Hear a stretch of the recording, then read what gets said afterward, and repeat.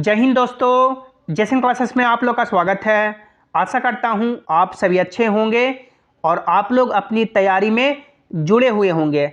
ये वीडियो उन सभी रेलवे एस्पिरेंट रेलवे कैंडिडेट के लिए इम्पॉर्टेंट है जो असिस्टेंट लोको पायलट यानी कि ट्रेन ड्राइवर की वैकेंसी का इंतज़ार कर रहे हैं। 2024 का जो साल होने वाला है आपके लिए गोल्डन अपॉर्चुनिटी सुनहरा मौका लेके आ रही है। यदि 2024 के वैकेंसी में आप लोग का सिलेक्शन नहीं हो पाता है तो फिर आप लोग रेलवे में सिलेक्शन लेने के लिए भूल जाइए। मैं ऐसा क्यों कह रहा हूं? क्योंकि आप लोग देख सकते हैं मेरा सिलेक्शन 23 साल की उम्र में 2023 में ही हो चुका है। 2023 में मेरा ज्वाइनिंग हुआ और 2024 आपके लिए क्यों इम्पॉर्टेंट है सभी रेलवे एस्पिरेंट के लिए, खास करके असिस्टेंट लोको पायलट के लिए, जिसमें 30,000 से ज़्यादा वैकेंसी आने वाली है। इस वीडियो में हम लोग असिस्टेंट लोको पायलट में सिलेक्शन की संपूर्ण रणनीति, सटीक रणनीति देखेंगे कि कैसे आप लोग अपनी एक सीट पक्की कर सकते हैं।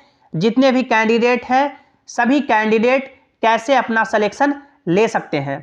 पूरे वीडियो को आपको ध्यान से देखना है और यदि आप लोग जेसिंग क्लासेस पे पहली बार आए हैं या अभी तक भी सब्सक्राइब नहीं किए हैं तो कर लीजिए, ताकि जो भी रेलवे के आगे के अपडेट हो उसकी सही और ऑथेंटिक जानकारी आपको डिपार्टमेंट के आदमी के द्वारा मिलती रहे। सबसे पहले आप लोग ये देखिए कि कैसे 2024 का जो साल है आपके लिए गोल्डन अपॉर्चुनिटी सुनहरा मौका लेके आने वाली है।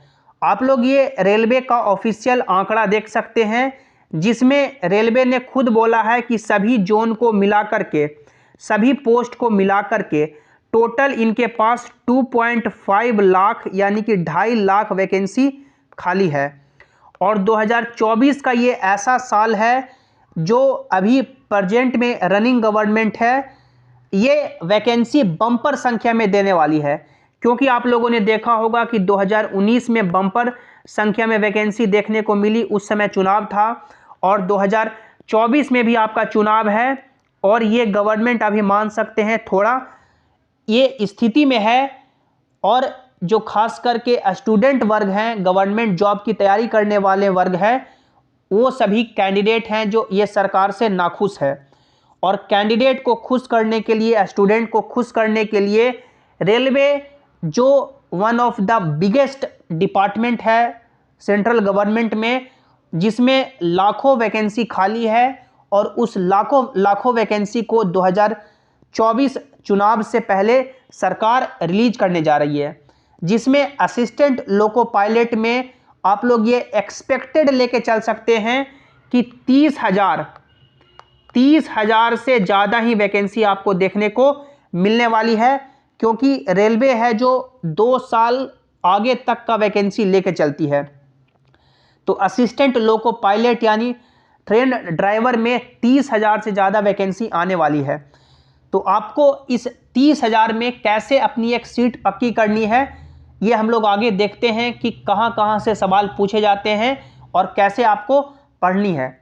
आप लोग यहां पे देख सकते हैं सबसे पहले CBT 1 जो आपका होगा यानी कि एलिमिनेटिंग राउंड होगा। इसको एलिमिनेटिंग राउंड क्यों बोला जाता है? क्योंकि यदि आप लोग CBT 1 का कट ऑफ क्लियर नहीं कर पाएंगे तो आप लोग अगले CBT 2 में नहीं पहुंच पाएंगे। CBT 1 में आपको 1 घंटे का समय दिया जाएगा, टोटल 75 सवाल पूछे जाएंगे, जिसमें मैथ और रीजनिंग मिलाकर के टोटल 50 क्वेश्चन रहेंगे, साइंस जनरल अवेयरनेस मिलाकर के 25 क्वेश्चन रहेंगे, यानी टोटल 75 क्वेश्चन, 1 घंटे का समय। इसका कट ऑफ क्या जाता है? तो यदि 75 सवाल में से यदि आप लोग यानी कि 50 प्लस सवाल यदि सही कर लेते हैं तो पूरे चांसेस हैं कि आपका CBT 1 का कट ऑफ क्लियर हो जाएगा और आप लोग अगले राउंड CBT 1 में पहुंच जाएंगे। अब ये जो CBT 1 है जिसमें मैथ्स, रीजनिंग, साइंस और जनरल अवेयरनेस पूछा जाता है, कैसे आप लोग इसकी तैयारी कर सकते हैं? तो देखिए, मैथ और रीजनिंग ये 2 ऐसे टॉपिक हैं जो आपका स्कोरिंग है, यानी 50 सवाल में से जो अच्छे से तैयारी करेगा, हर बच्चा है जो 40 प्लस सवाल यहाँ पे सही करेगा। तो आपको मैथ और रीजनिंग का सबसे पहले तो जो भी इम्पॉर्टेंट टॉपिक है, जैसे आप लोग यहाँ पे डिटेल सिलेबस देख सकते हैं कि मैथमेटिक्स से कहाँ से सवाल पूछे जाएंगे, रीजनिंग से कहाँ से सवाल पूछे जाएंगे, सभी जो आपका यहाँ पे सिलेबस दिया गया है, टॉपिक दिया गया है, आपको अच्छे से पढ़ना है और डेली एक सेट लगाना है। उसके बाद जो आपका जनरल साइंस और जनरल अवेयरनेस यानी कि करंट अफेयर और आपका जीके जीएस का टॉपिक है, इसको आपको अच्छे से लूसेंट से कवर करना है। लूसेंट एक ऐसा बुक है जो मान सकते हैं आज से 5 साल 7 साल पहले भी इम्पॉर्टेंट था और अभी भी इम्पॉर्टेंट है।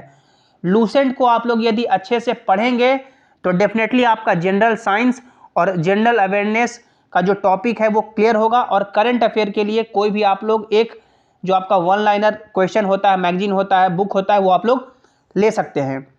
तो इस तरह से आप लोग CBT 1 की तैयारी कर सकते हैं। उसके बाद CBT 2 की बात करें, जो CBT 2 में आपका 2 पार्ट होता है। पार्ट ए जो आपका मेरिट डिसाइड करता है और पार्ट बी यानी जो ITI ट्रेड यानी ट्रेड का एग्जाम होता है वो क्वालिफाइंग होता है। तो पार्ट ए जो आपका मेरिट डिसाइड करेगा, जिसमें आपको 1.5 घंटे का समय दिया जाएगा, नंबर ऑफ क्वेश्चन 100 पूछे जाएंगे, मैथ्स और रीजनिंग से 60 क्वेश्चन पूछे जाएंगे, साइंस जिसमें ज़्यादा सवाल रहेंगे वो फिजिक्स से रहेगा, उसके बाद इंजीनियरिंग से कुछ सवाल पूछे जाएंगे, जनरल अवेयरनेस मिलाकर के यानी कि सभी साइंस और जनरल अवेयरनेस मिलाकर के 40 सवाल पूछे जाएंगे। इसका आप लोग डिटेल यहाँ पे सिलेबस देख सकते हैं, मैथमेटिक्स और रीजनिंग में देख सकते हैं, ये जो आपका सिलेबस दिया गया है।